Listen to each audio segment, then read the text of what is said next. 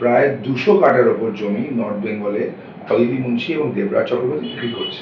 নির্বাচন ঘোষণার ঠিক কয়েকদিন আগে অথবা তার ক্যান্ডিডেটে তার নমিনেশন ফাইল করার কয়েকদিন আগে, অর্থাৎ 25/3/2026, তার উত্তর দেবরাজ চক্রবর্তী দিক স্বরূপ প্রমাণস্বরূপ এতগুলো কাগজও পাঠিয়ে দিয়েছি। নর্মাল সোসাইটিতে বা সাধারণ ভদ্র মানুষের ভিড়ে চোরদের থাকার কোনো অধিকার নেই। একটা পুরোনো স্লোগান ছিল না, চোর ধরো জেল ভরো।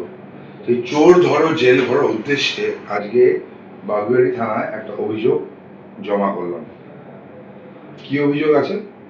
অভিযোগ হচ্ছে, আমরা জানি অদিতি মুন্সি কন্টেস্ট করছেন অল ইন্ডিয়া তৃণমূল কংগ্রেসের টিকিটে এবং তার হাজব্যান্ড হচ্ছে দেবরাজ চক্রবর্তী।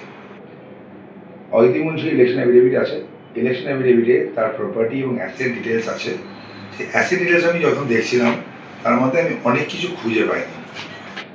তার একটা নর্থ বেঙ্গলে জমি ছিল, আমি জানতাম, সেগুলো খুঁজে পাইনি। আমার তখন সন্দেহ হলো, আরও ডিটেলে খোঁজা শুরু করলাম।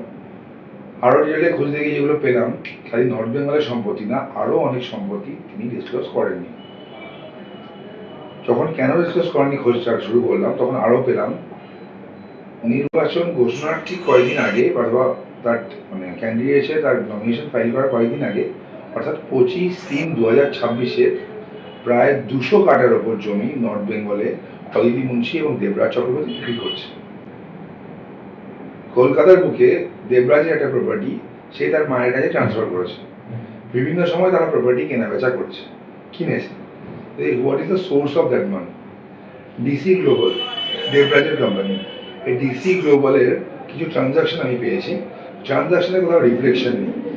অদিতি মুন্সির নির্বাচনী হলফনামায় যে অ্যাকাউন্ট ডিটেলসগুলো আছে তার মধ্যে এই বিপুল পরিমাণে টাকার ট্রানজাকশনের কোনো হিসাব নেই। খোঁজ করলাম, দেখলাম বেশিরভাগ প্রপার্টি বিক্রি করা হয়েছে মানবী বলে এক ভদ্রমহিলাকে। মানবী কে? তার উত্তর দেবরাজ চক্রবর্তী দিক। কিছু নাম আসছে, মানসের নাম আসছে, কৌশিক গুপ্তার নাম আসছে, কিছু লিঙ্ক হচ্ছে উত্তর কলকাতার একজন ক্যান্ডিডেটের সাথে, এবং আরও কিছু লিঙ্ক হচ্ছে অভিষেক বন্দ্যোপাধ্যায়ের সাথে, কিছু লিঙ্ক হচ্ছে একটা পাবলিশার্সের সাথে। তো গল্পটা এখানেই।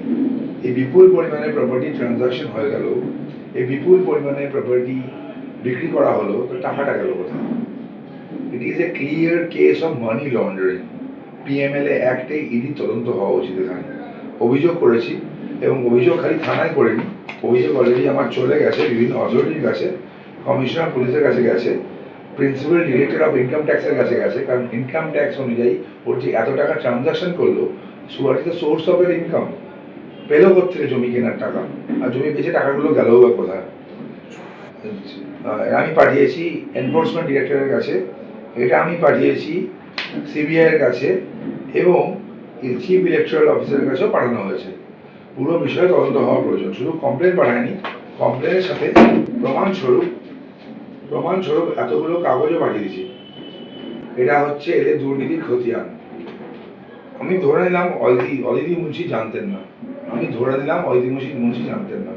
তাহলে অদিতি মুন্সি সাইন করলেন কি করে কাগজ?